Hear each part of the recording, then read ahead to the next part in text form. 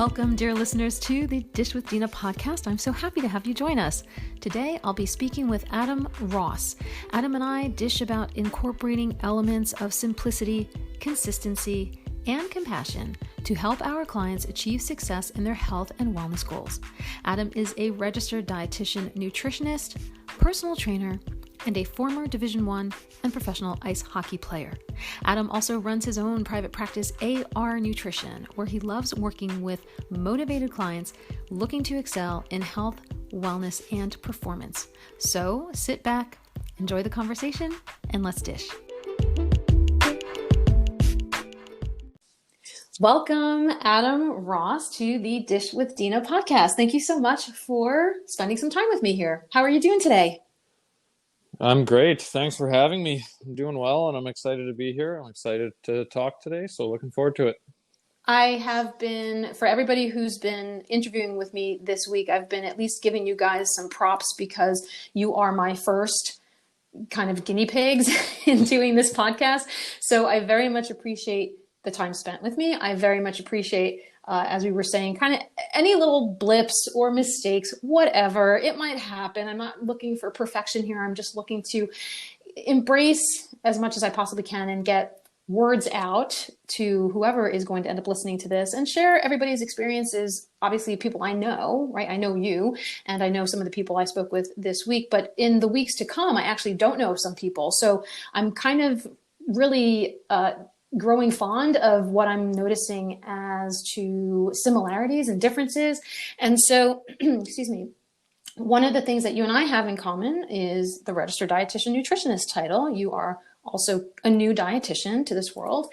And I would like to, though, start, since I kind of have a little theme going, of first explaining a little bit of how we met. Do you remember how we crossed paths, how we got to know each other? Of course. Yeah. I'll never forget it. Aw. That was during obviously my dietetic internship rotations. And, it's weird because during those internships, you get a short time with people, but it's still, you want to go in there, you want to be as professional as you can. And I remember meeting you and setting up a schedule and everything, and at Betances there on the Lower East Side. And that was probably my favorite rotation. Definitely the most interesting. So, I enjoyed that.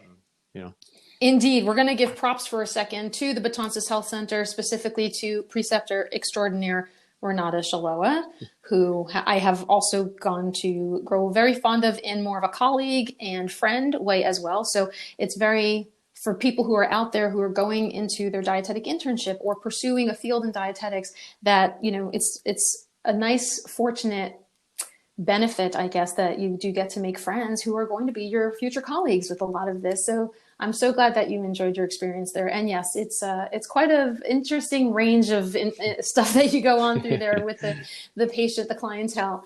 Go back a little bit further then on your personal life, your personal history. I'm trying to learn more about people's first, I guess, earliest food memories, what your cultural background is, where you grew up, and then we will foray into whether or not that was influencing you in a positive or negative way and what you ended up deciding to follow in your, pursuits now. So can you tell us a little bit about your childhood backstory? Sure.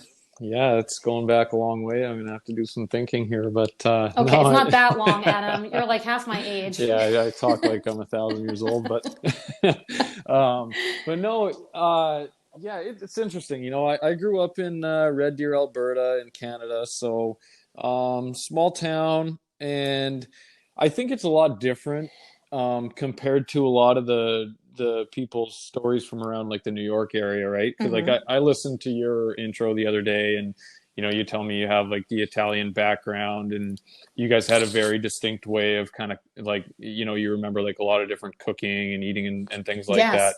And I actually come from like a very, I guess it would be different. Like we don't have a strong strong cultural background, I guess you would say, in my family. Like, okay. I mean, honestly, I did a 23andMe like last year. I had no idea, like, and I never cared to know either. I only did it because my wife wanted to know. And so it was kind of different. Like, I don't have a lot of things where it was like, oh, I have this family background, and we were making Mm-hmm. pierogies, and we were making this, we were making that. Um, I didn't really grow up with that. Like, I mean, we had a lot of just like literally, like I remember a lot of, my dad would cook and my mom would cook sometimes, but it was a lot of very simple meals and microwavable things, or like a lasagna in the oven, Okay. a frozen one or whatever. So it was different. Like, it was very different. And it's interesting that I kind of got into food the way I did, because honestly, when I was growing up and I was a teenager and that sort of thing, I was just a strictly convenience foods guy, right? Like, I was eating like Chef Boyardee out of a can, or taquitos out of the microwave, or whatever it was.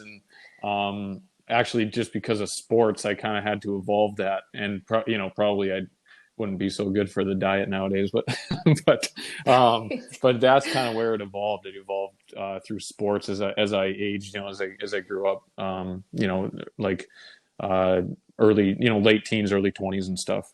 Yeah. Well, I think what you're explaining there, it sounds to me as an Italian American, first generation of immigrant parents, it sounds to me almost like an American diet Mm-hmm. of a lot of heat and eat type of things, and not really a lot of like hand me down recipes and a lot of home cooked, scratch cooked stuff.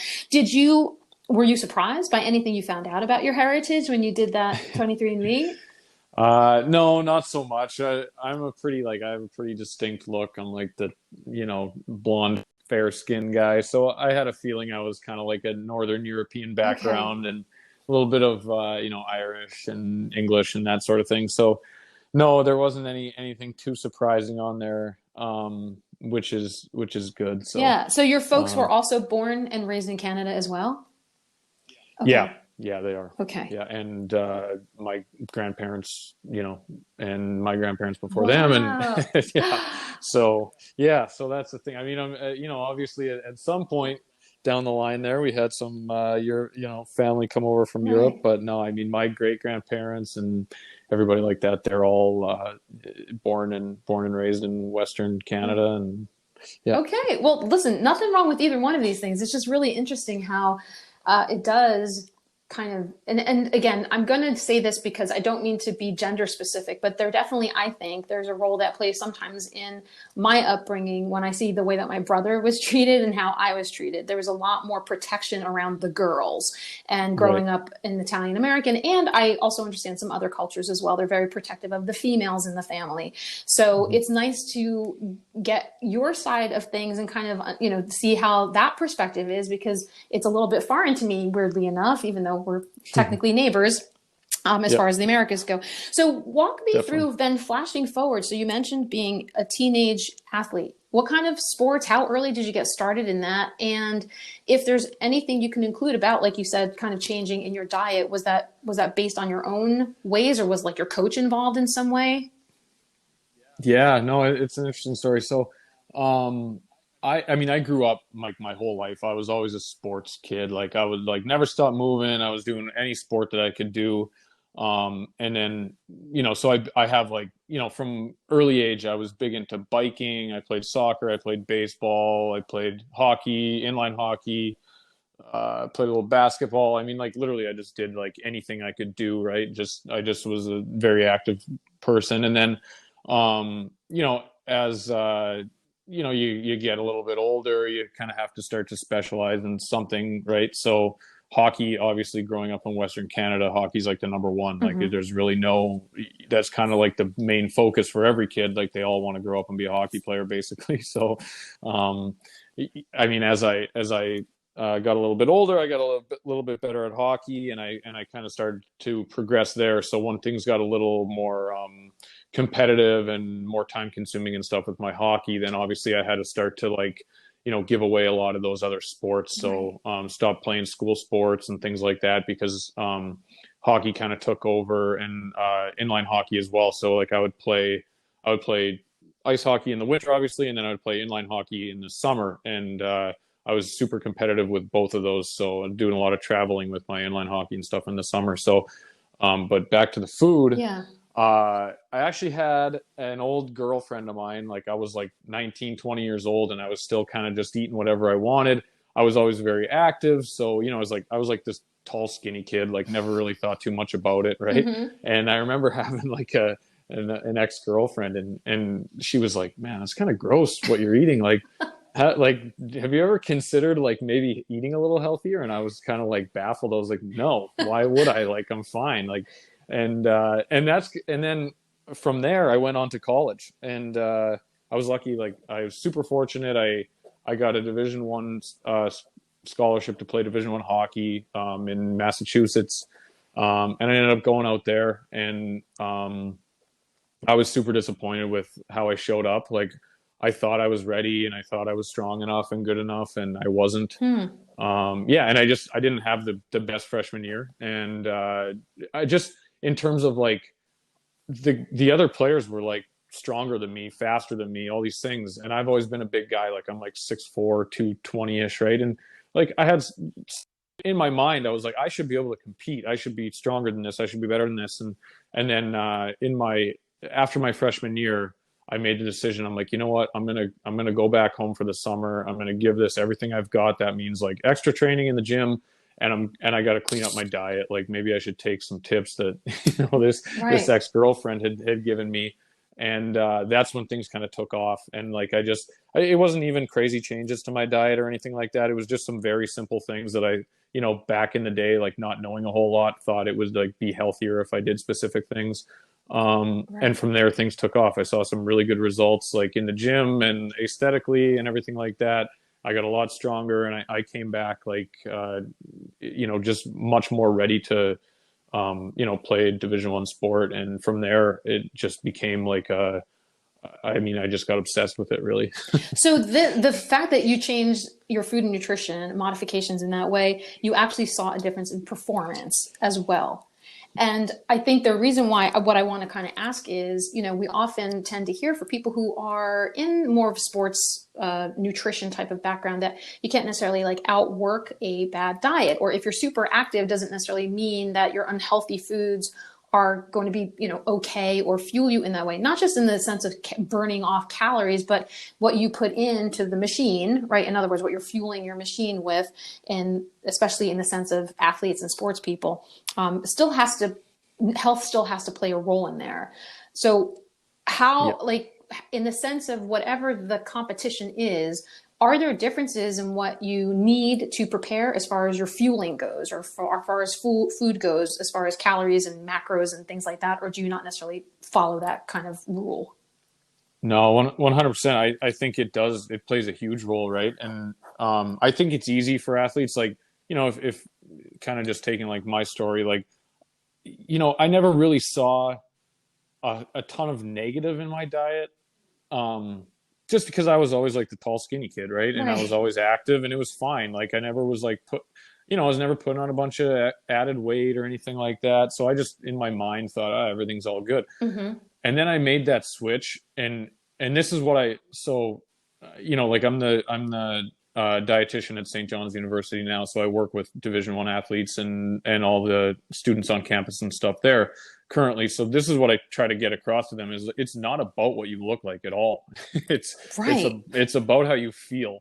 And I tell everybody, right, like, what you're doing right now is your normal. Mm-hmm. You don't even know how good you could feel, how much energy you could have, how fast you could recover, and how great you could feel every day, because you've never given it a chance, right? Like, so everybody just thinks like, oh, this is how I feel every day. But, if you could, put a little more effort into your diet, eat more greens, eat more, fruits, vegetables, better carbohydrates, better choices of lean meats, good proteins, things like that.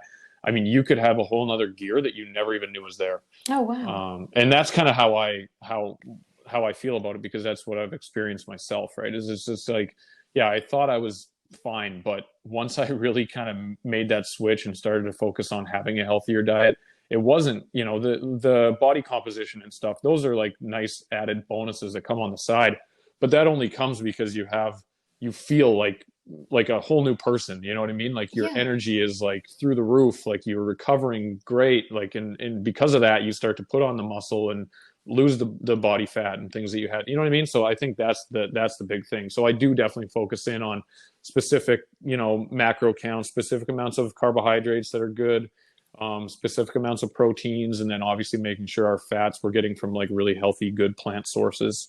So that's kind of my focus. So I have a whole bunch of, I'm like scribbling like a maniac as you're talking. I have a bunch of follow-up questions because number one, it's a true testament to, I guess, the resilience of the human body that it does bounce back. You can't necessarily say like once it's ruined, it's always ruined. Obviously, if you're injuring yourself and you have to make accommodations in that way, that's a different story. But if we're talking about food and nutrition modifications to enhance anything, it doesn't just have to be sports related stuff. It could just be health, right? Like improving your chronic conditions. Absolutely. That your body will reward you in that way. So that's actually really nice to hear that, you know, regardless of what population you're working with or what condition, whether it's fitness or it's diabetes, that, you know, making these small little significant changes can really push that needle to the other side, and you can see some improvements and you know, really gain the benefit of that. The other thing too was about kind of living and leading by example. I think a lot of those of us who are in the health and wellness field, we do come from a place of maybe having a personal history ourselves in some way. So for me, it was health related. I was struggling with my own health issues. For you, you were already like feeling what's wrong with my diet, but then you saw improvement in that. So it's almost like you can share that story also with the people that you speak with and work with. And I think when it comes to our training as dietitians, I've asked this from a couple of other people as well. What was your academic experience like in that, like not necessarily maybe where you went, but whatever your undergrad program and maybe your internship program, did it present you with a way to kind of integrate the ability to understand behavioral changes and counseling in that way? Because it does come down to behaviors, right? Like you're telling me this, but yeah. I could easily just be like, yeah, whatever, I'm not doing it. But about sharing with people how they can maybe move in that direction. So tell us a little bit about that too, how you felt that experience was and how you might apply that with people you're working with now. Sure. Yeah. No, and I'll answer your question in 2 seconds, but yeah, I think just to go back to like the whole, you know, especially like people that, you know, are experiencing like diabetes, high blood pressure and these types of things. I mean, it's even more relevant for these people. And I think, you know, the benefits of making some small changes will be even greater, you know, like athletes and stuff is fine. But when you're talking about, you know, you have like pre-existing conditions and things like that, I think it's huge, and you can see an enormous benefit, right? And like these are diseases that literally can be cured by just eating right and exercising more. Right. And I think it's important that people understand that, right? Is like, it's not a lost cause. Like you absolutely can get yourself back to, you know, and it doesn't have to be like you flipping your life upside down. I don't think either. Like, I think it for some people, it can be, they may need a substantial amount of change. Other people, it may just be a small amount of change, but I think it's important for people to realize that, like, you know, it's not too far gone at that point. Like, it's very doable to get yourself back to healthy. It just takes that commitment and that lifestyle change. And whether it's small or large efforts, it's still something that you want to always make sure you can sustain. So even if you have to chip away little by little to make sure it's right, the typical SMART goal discussion where it's specific and you can realistically move in that direction, nothing all or nothing. Like, you know, don't try to, like you said, don't try to switch over completely, because you'll end up probably not succeeding in that way. Yeah. And I always tell people, like, I mean, as long as your goods outweighing the not so good, you're going in the right direction. So, you know, people are they're so hard on themselves. They beat themselves up so badly. Right. And it's like, if you would just accept the win, like, just be positive. Like, at the end of the day, be like, man, I did some really good things. These are outweighing the one bad thing that I'm choosing to focus on every day, which is just making me do more bad. Like, you know what I'm saying? Like, it's just like, you're touching my heart in such a way. I tend to be that person as much as I agree with you. Yeah, I tend to be that person. Yeah. I mean, I know we're like way off topic now, and it's fine. I'm going to have to get you to re-ask that question, but question, it's even I'm just on this topic now. Yeah, but go on the roll, man. Even like, you know, like at the school, like, I've seen some people with eating disorders and stuff, and it's so like, it's literally like, it's just people, and it's our society. Like, we all do it. I do it, you do it, we all do it, but we're so like keyed in on the negative. Like, and then anything good happens and we just blow right by it. Like, we never take an opportunity to like celebrate the good, but we'll take Right. every opportunity to just destroy ourselves for anything bad that happens, right? So I think, and that's a big thing that we all do with our diets, right? And I think it's Right. important that like if we could get more positive, then that positive ball starts to get rolling a little bit, and like you just you create that momentum, right? But if you want to kick yourself in the ass every time you have Mm-hmm. something you think you shouldn't have, you're just going to keep Mm-hmm. stopping that momentum. So Right. And then the one day becomes the 1 week, or the 1 hour, the one meal becomes the whole day, or yeah, whatever it yeah, is. And there's always that time where you can, if you are strong-willed enough, but maybe just motivated enough to say, no, no, I have the ability to stop that, and just, it is what it is. It was a minute in time, and that's the end of that. exactly. But you've actually made me want to switch gears anyway, because now I want to continue talking about this dietitian on campus discussion, because you and I both have a position that is similar in title, but not similar in responsibility. As the dietitian on campus at Lehman College, I work in the health center and I get patients. It's almost like a clinic. Right. Well, it is a clinic, obviously. So I get people who are sent to me for many different things. And I have a wide variety of people that come see me, 19-year-olds, 52-year-olds, like whoever's on campus, they can come see me. But you actually work specifically with like the sports teams, or the people who are, right, the athletes and the fitness people who are on the campus. Is that correct? No, I do both. Oh, you do Yeah. both. So Okay. I actually work in the health center as well. And I have a split. So I'm the way like the contract is written up, I think I'm supposed to give like 1 day a week's worth of time. So like 8 hours a week, I guess you would call it, to Mm-hmm. athletics. So I just basically kind of try to, I try to split my time how I can, between athletics and between the rest of the campus. But that's a very different hat to wear, right? The way that you speak with people as patients or clients in the health center, and then the way that you're speaking and helping fuel sports people. Being that they are college goers, is there a wide variety of range in them as well as there are in the people who might come to you in the health center? Yeah, I have a wide variety, but in all honesty, you'd be surprised at the similarities. Like I think athletes get this, people have this higher opinion of athletes, like they've got things figured out and stuff. And they don't. Like it's the same. It's the same We're idea. just like Yeah, you. it's no different. And literally, I mean, a lot of them have a worse diet than your average Joe. They just can get away with it a little bit better because they're a little more active or whatever. But You are letting us peek behind the curtain right now, yeah. because I honestly always feel that people who are into sports are very disciplined and very regimented, and never have, like, they'll have a cheat day or whatever they want to call it, but they're always really taking care of the temple, I wish. the bond. Yeah. Oh my gosh. All right. Well, listen, now I feel so much better Yeah. about my life. Yeah. No, I'm telling you, we're all people. So, but I do think that, there is kind of that, like, yeah, there's definitely your athletes that are like that, right? Like I see some of the student athletes, and like, they're very on point. They're very, I guess, mindful of like what they're doing to their bodies and things. But then you see other kids, and I mean, it's the exact same as any other 19-year-old, right? They have no idea Yeah. what they're doing. It's like, hey, what Right. are you eating for lunch or for breakfast? I don't know, like, cinnamon toast crunch. All right, what are you doing for lunch? I don't know, like chicken fingers and fries and some Doritos. It's like, okay, so Mm-hmm. we can probably fuel you a little bit better, and then that's where that whole creating a new normal thing comes in, right? And it's like you don't really understand, like, if you could just try to clean these few things up a little bit, focus a Mm-hmm. little more on some whole foods and things like that, you could probably feel a whole lot better, right? And it's like, I find that the conversations are actually pretty similar, whether it's Mm-hmm. just, you may adjust them a little bit, obviously, and who you're talking to and the message Right. you want to send, but the in the end, I don't know, I always come down to, like, it's almost too simple. It's like, it doesn't really matter who you're talking to. It's going to come back to, like, eating a whole food rich, like plant food rich diet, like making sure you're getting your fruits and your veggies in, making sure you're having your lean meats and good healthy Mm-hmm. fats. It's like, in the end, it's like whatever your goal is kind of going to come back to those specific things, I think.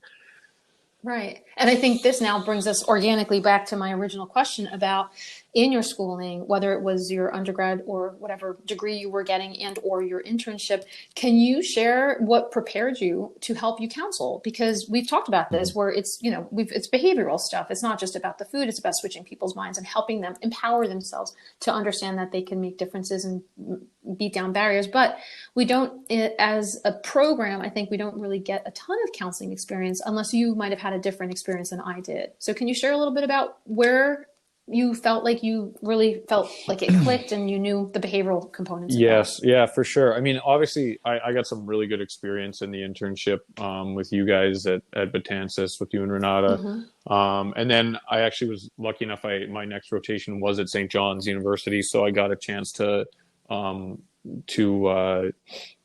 do some counseling with the students there as well. But during the internship, we were also had to be enrolled in grad school, right? So I took a counseling class with one of the professors at school there. And that was actually like kind of an eye opener for me, especially going through like the stages of change and like stages of like readiness and that sort of thing, where, you need to figure out where that person's at. And you can't have the same message for every person, because some people are in that action stage where they're ready to go, right? And then some people are in that contemplation stage where they're very hesitant or even pre-contemplation, right? Where they don't even really know, like they need to make a change. They're not even so sure they need to.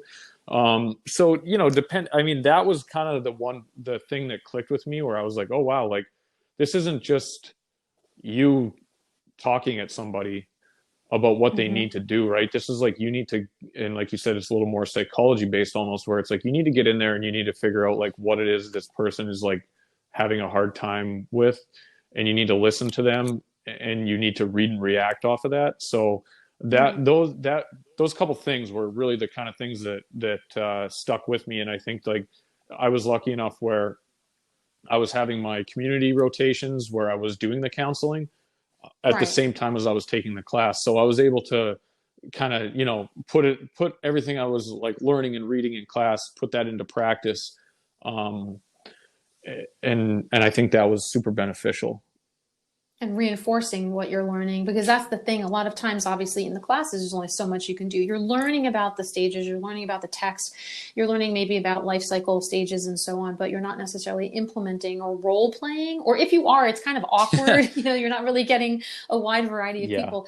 But I guess it's something that, as new dietitians, like a lot of times I don't know what I'm doing, but I know that I'm making a difference in some way because I feel compassionate. And I think you and I have also shared conversations about being mindful of that counseling approach and not feeling like I'm coming with you at this stuff and this is what you need to do, because that's not really the goal. And you mentioned too, when I think we had our initial conversation about being careful putting patients on the defensive, making sure that they do come back and want to learn with you. And so I think for me, I know sometimes I just give patients like props for just showing up and coming back, even if in my mind, I'm thinking, oh, they're not at where they should be right now. Or I told them to do this and they're not doing that yet. It's like, it's not about me. It's about the patient or the client. So talk a little bit more about that. How comfortable are you feeling? And what are you seeing as far as the discussions that you're having? Obviously, be HIPAA compliant in your conversation with your answers to me, but what are some of the experiences that you're having, and what are you experimenting with, and what seems to work best? Yeah, so I was kind of lucky too when going through school. So I was doing my own like private nutrition coaching on the side to get myself through that internship unpaid. Right. So, but it was great because I was learning a ton, right? Because I was doing my counseling rotations. And then I was counseling actual people, actual clients and stuff, at nights. So it was really great because I feel like, between the private clients I had and the people I had during the internship, I got a lot of practice with it and it was awesome. But, I mean, in terms of like, counseling just people, I mean, it all depends, right? Because I always say like, you can't want it more than that person sitting in front of you. Right. So depending on the situation, like I find, with the private clients, like they're paying money. So they have like come to me they're more like ready along that readiness stage, right? Whereas like when I see like a student at the school, they may have been recommended they come and see me, they may have seen the nurse or something. The nurse says, okay, you got to make an appointment with the dietitian, or a coach Right. might come up to them and be like, hey, like you're out of shape, go see the dietitian. You know what I mean? And it's not, Right. so it's not always the same, right? And I think that's kind of what I've learned is, again, it's more so like, yeah, you got to take them off that defensive, right? Because I mean, you probably know this, you probably have the same issue as when you have people coming, through the doctor, through the nurse's office to see you, they're not always very comfortable in like coming to sit down and talk to you. So I just try to be as normal of a person. Like, I just want them to know, like, hey, like, I'm not here, like, I'm not judging you. I'm not like, Yes. like, this is literally like, this is for you, and what you want to do with it is up to you. Right. So like, I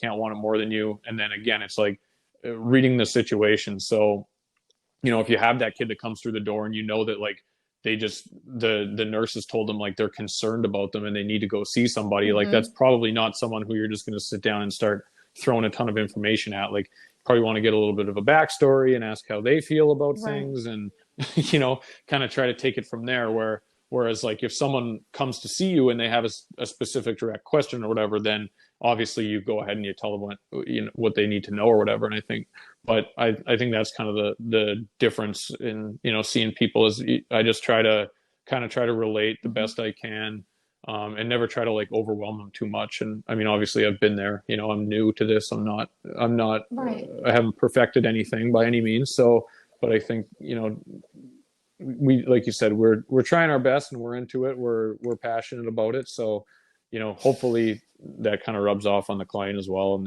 they can understand that you're just trying to help them.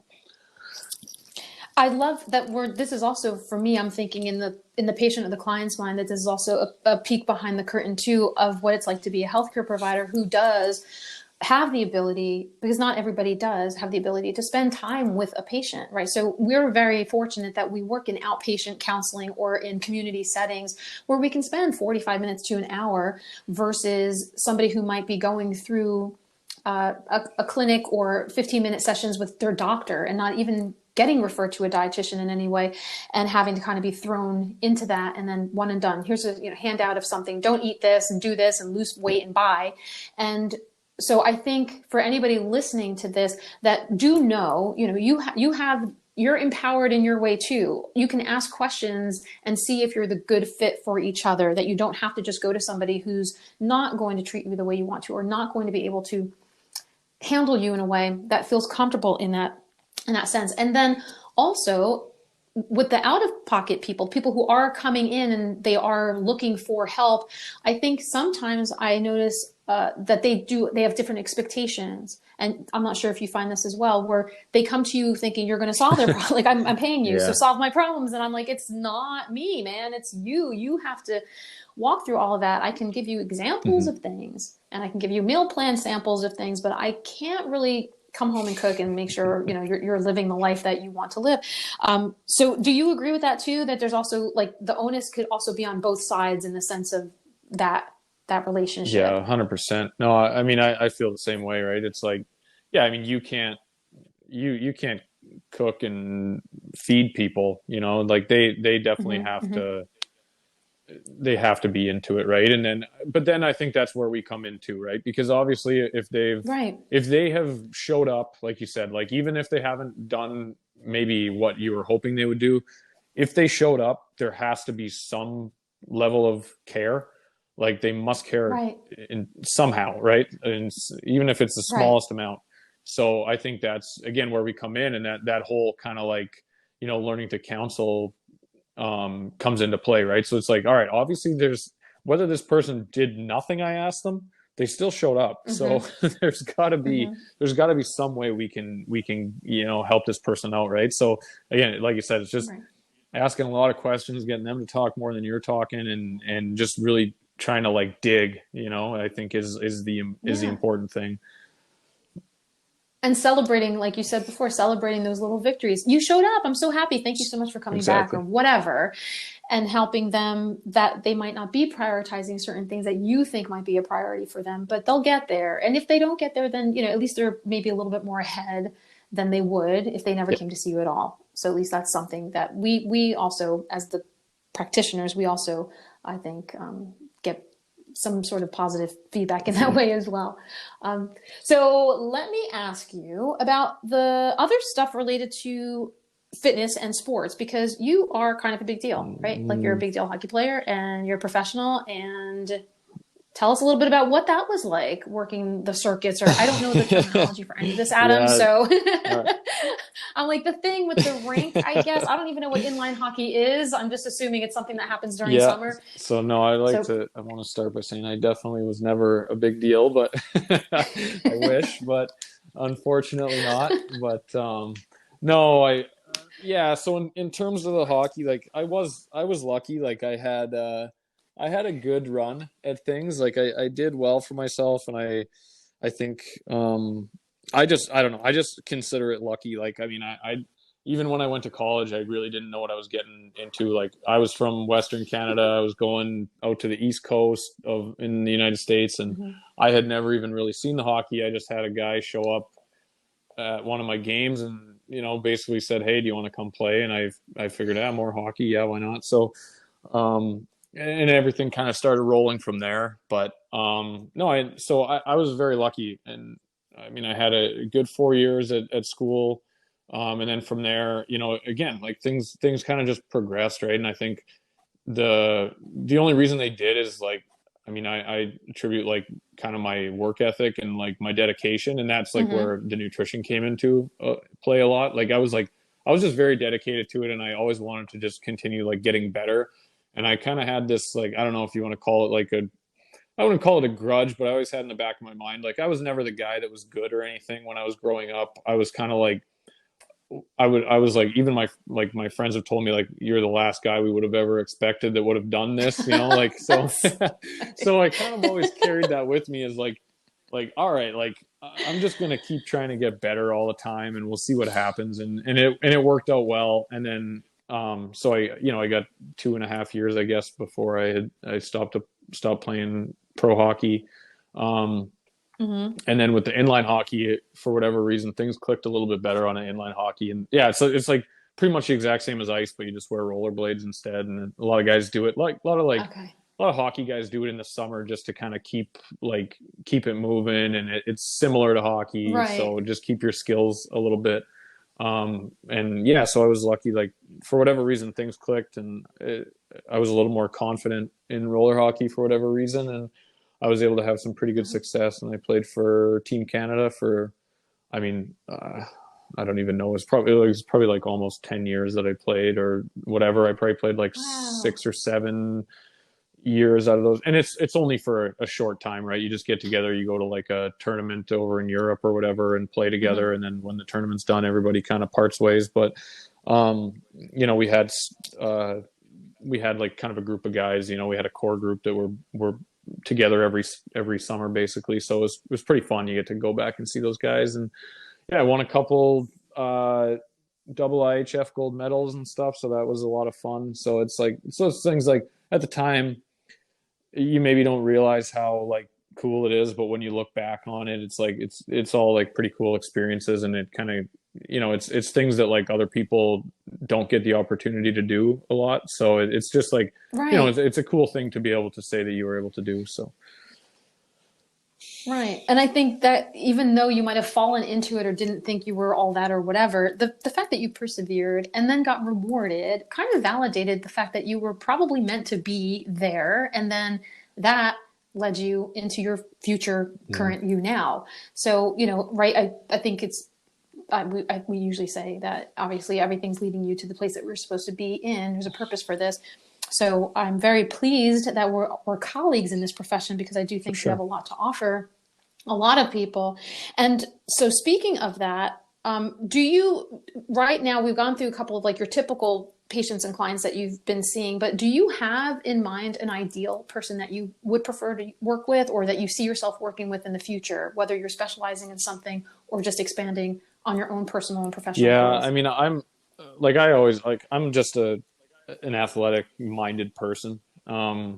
So I do really like working with that athlete population, or I shouldn't say athlete population, but like motivated like driven population, right? Mm-hmm. So, you know, I'm kind of like, I'm a little more, I guess it's because of my background, and I've actually relaxed like a fair amount through school. Like it taught me that, you know, maybe everything's not life and death in terms of like what you're putting in your mouth and stuff. But, Mm-hmm. um, but Yes. I am like a little more of the opinion of like, you know, like quit with the bullshit excuses and just do what you got to do sometimes. Like it's not all about like everything tasting the way, like, you know, amazing every time. Like sometimes Right. you got to eat for function as well. And like, I mean, I talk a lot about it is like, you know, like sure you like there's the whole like, you know, eat whatever you want as long as it fits your macros, all this stuff. And like, and I think it's so Sure. wrong because like, I mean, there's so many different types of health, like gut health, brain health, cellular health, muscular health, like all these Mm-hmm. different things, right?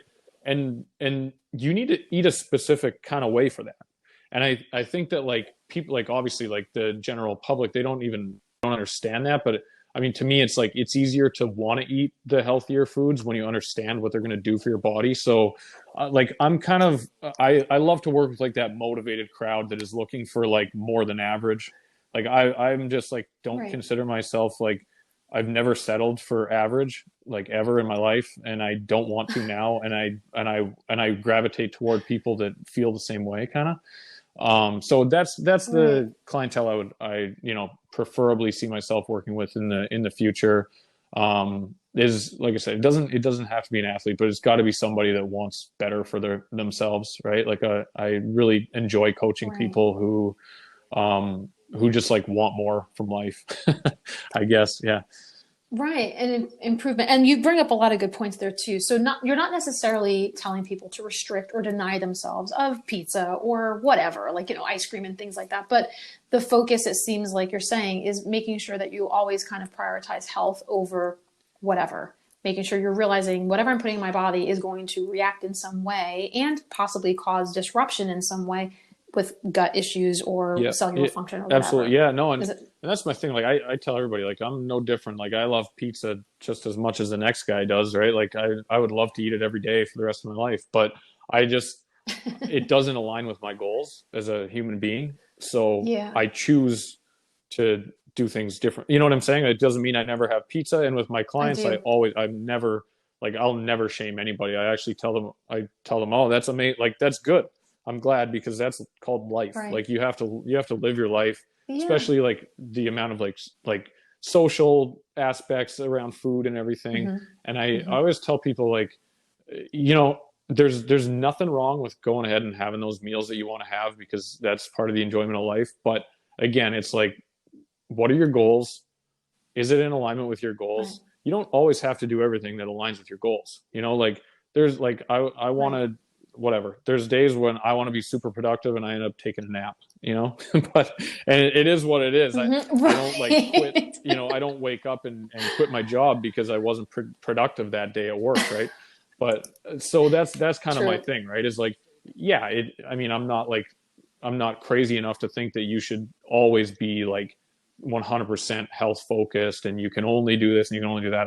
Yeah. I'm more realistic than that, but I'm Right. also like I guess a little less empathetic in like, oh well, you know, I just felt this way, I just felt that way, I just felt that way, and it's like it's Hmm. fine to feel that way sometimes, but you just can't make that a habit. You can't feel like that every day. Like sometimes you've got to suck it up and just understand that like, and that's where I Right. think that if the education is done properly, and then people want to eat a certain way because they can understand that like Right. okay, this isn't just about like this guy's telling me that I should just eat vegetables every day and fruits and whole grains because he thinks that's what it, there's a reason for it. Like you're trying to improve your health, Right. you're trying to and in turn like you're gonna feel better. Like it's not just like you know, I think like the more Hmm. education you can give and the more they understand the importance of that stuff, it's easier to justify because I don't know, it just seems like we've got into this um I guess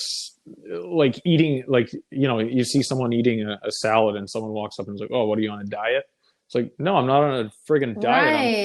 I'm trying to be healthy. Like there's two very different, you know what I mean? Like it's two very different things, right? Like I put in the foods into my body Right. that I know are going to promote like some longevity and some health, and you know what I mean? And that's, I think, that's kind of my take on things, right? But That's so funny. I mean, just like you wouldn't donut or yeah, pizza shame somebody, we do, we no, do. We get people who, especially now that they know what we do, we get people who will say, "Oh, don't watch me when I'm eating because you're going to judge." I'm like, there's like, no, I rage eat a sleeve of Oreos in the closet last night. no, Like, I'm not judging anyone. And so, but you're right about that stuff too. And I think it also goes with everybody's individual, not just the priorities, but also what they are dealing with too. So I've shared many times with a lot of people. I don't mind sharing this with everybody now who might be listening in too, but I suffer from mental health issues, and I was diagnosed with bipolar disorder about 20 something years ago.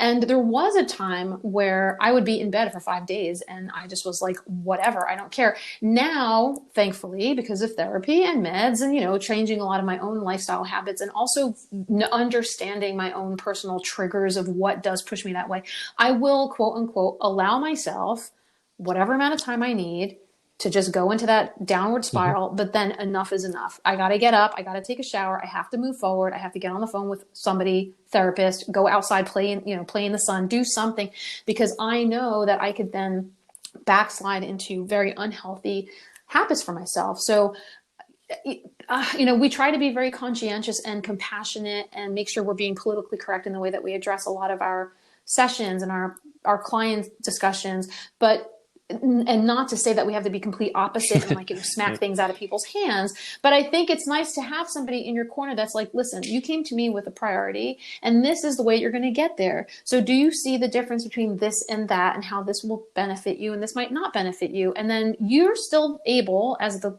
person on the other end of the table, you're still able to make that decision, but then know that you will not meet your goal. Is Yep, that okay? Right. 100%. Ultimately, that's up to them.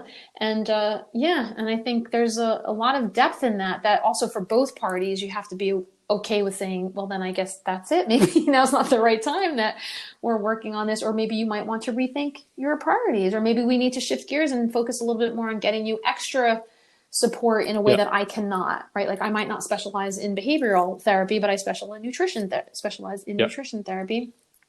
So maybe there's other triggers and yeah. factors that go on in there too.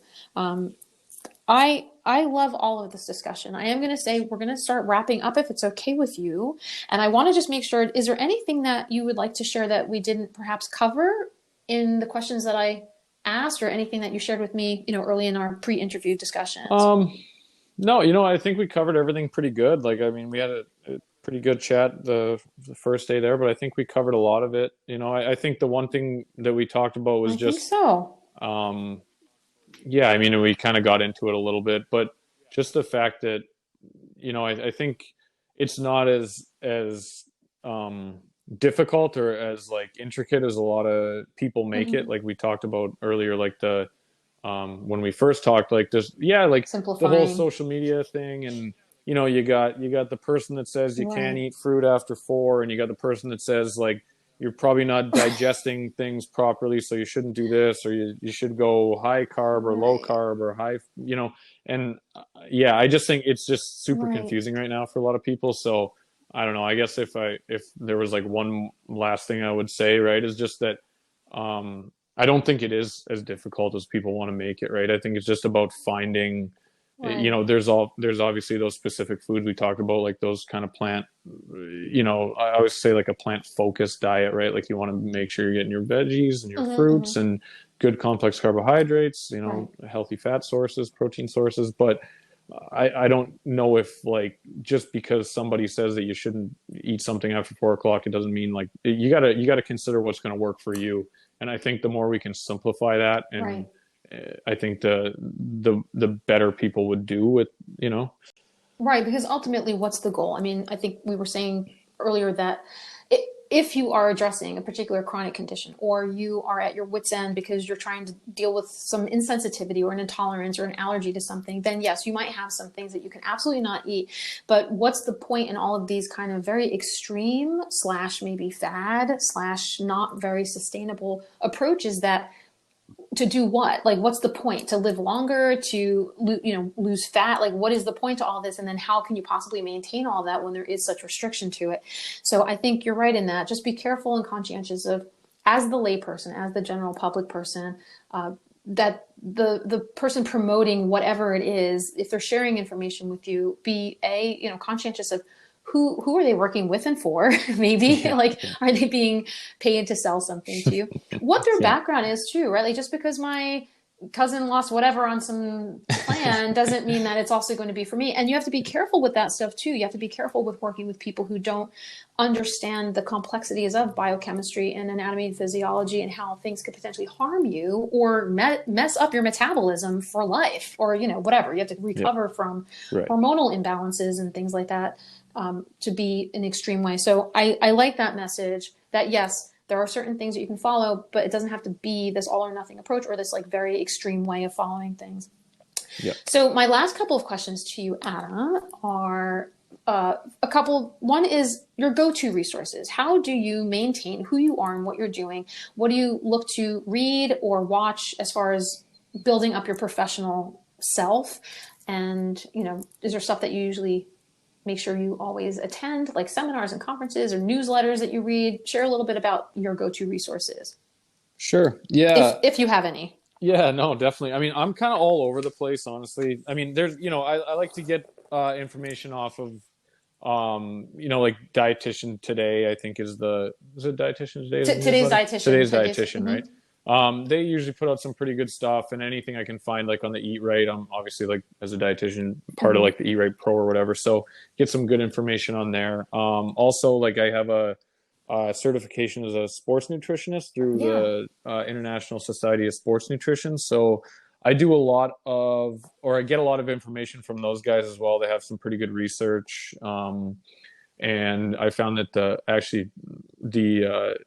Australian dietitians, they have a lot of good information as well. So I'll read some of the stuff that the like Australian dietetics they're above, they're ahead of the game. They're awesome. They're really great. They're the ones that started the whole FODMAP discussion and low FODMAP diets and IBS and gut health and so on. So yeah, I love the Australians. We actually have family in Australia, believe it or not. Oh, perfect. Yeah. There you go. So that's good. So you try your best to maintain keeping up and updated and informed in that way. Yeah, I mean, especially now, with a little extra free time here during this whole pandemic thing. I mean, I try to like dedicate as much time to learning as I can. Like, I've always been like a huge like podcast guy. Like, I'm constantly like listening to podcasts and stuff. Or, I mean, I find that like those are a little bit limiting. Like, they'll give you like they'll kind of brush the surface, right? But they're never going to go super in depth on those podcasts. But then it gives me a lot. Well, besides us, of course, yeah. I'm not offended. But it does, it does provide a lot of like, I'm like, okay, this is great. I can go and read this book, or I can look up this, or I can look up that, and find the actual science behind it, and find whether this person's just blowing smoke or not. Sometimes it sounds great, and then the research maybe doesn't back it, but. So I really like, I'm kind of just like, I'm all over the place, and like, if something looks interesting, I'll look it up, I'll find some sources and whatever, but I guess those would be my main ones. Love it. And then where can people find you on social media or your own business if they want to reach out to you or get more information? Are you out and about in the world there? Yeah. I've got, I'm not the best social media guy, but I do spend like the majority of my time on Instagram. So it's just Adam Ross. I think it's Adam_Ross_RD is my is my Instagram. Adam Ross RD is Facebook, but I kind of just like everything I post to Instagram, I post to Facebook at the same time. Gotcha. And then I have my website, which is arnutrition.net. I'll be sure to link all these things too, because that's very helpful. Yeah. So, and besides that, that's pretty much it. So Instagram's probably the best place to find me. I always tell everybody, like, any questions or anything anybody has, if they reach out to me on Instagram, like a direct message or whatever, like I try to get back to everybody. I try to be as helpful as I can, because like I said, I know it can be kind of a crapshoot for information sometimes. So anybody who's ever curious, I tell them, don't hesitate to hit me up. And I know you engage often with your audience too through stories and interactive stories like Ask Me Questions or whatever. So that's very helpful too for them to keep an eye out for that too. Definitely. Yeah, I try to get at least like one of those out a week or whatever. And then, like I said, I'm more than happy if people want to reach out. I'm always willing to communicate. So. And then last but not least, there is a pun intended on this, obviously. So what's on your plate today? And plate being obviously work, whatever, but also what are you planning on eating when we're done? See, that's easy for me. I'm pretty regimented in what I eat. So, plate today, work-wise, I am doing like a lot of the private stuff right now. So it's actually been really good. Been able to take on decent amount of private clients. So I'm just kind of monitoring, building meal plans, just a lot of check-ins, seeing how people are doing, getting information, just, specific information to people when they ask for it. So that keeps me pretty busy throughout the day. And then food-wise, what's on my plate? So for lunch, almost every day is 3 eggs and a cup of egg whites, which is a lot, and peanut butter and banana sandwich. And then dinner we'll get, my wife kind of handles that, luckily for me, but it's always like we just do like a bunch of baked veggies. So we just make like a big tray of veggies and bake it up in the oven. And then we'll make some kind of carb, whether that's potatoes or rice or quinoa or barley or something like that. And then we always have some kind of a meat. So, I mean, most nights it's like a chicken or turkey breast or something like that. Or else we'll do like a lean ground beef sometimes. See, that sounds good. It's simple, but it's still nourishing and it's still yummy, depending on how you're cooking it up. I'm assuming it's very tasteful. And that's good. No, she does a good job. And, like I said, it works for both of us, right? Like we pretty similar. So it works for us, and it's kind of like a routine and something we've developed over time, and it definitely gets the job done and we enjoy it. So that's what we do. Love it. Well, Adam, thank you so much for spending this amount of time. I'm so thrilled we got so much to share with so many people, and I'm really very happy and fortunate to have you in my circle of friends and colleagues, and I'm looking forward to what the future holds for both of us. So congratulations and best wishes with whatever happens when we're all able to go back outside and play. And and I will definitely keep in touch with you. So have a great rest of the day. All right, thanks, Dina. I appreciate you having me on, and you're a huge part of the reason why I'm even a dietitian today. So I seriously appreciate it. And Thank you. It's been great to chat and great to catch up, and it's always nice to talk nutrition with somebody who's like-minded. And indeed, indeed. Cool. Thank you so much. That was I didn't pay you to say that. That was not a sponsorship. No, not at all. That was earned. You earned that one. Thank you so much. That was very sweet. Thank you. All right, thanks, have Dina. a great one. All right, bye. Thank you so much for joining me this week on the Dish with Dina podcast. I am Dina D'Alessandro, registered dietitian, nutritionist, founder, and chief executive life changer at Dish with Dina, and I'm also your host. If you like what you heard, I would be so grateful if you could subscribe to this podcast, leave a review, and share this with others who you think might benefit from what we have to offer on these episodes. You can also join my mailing list at dishwithdina.com or email me at info@dishwithdina.com with questions, comments, feedback, and if you'd like to be a guest on a future episode, because everybody eats and we all have a story to share. I hope you tune back in next week when we dish again.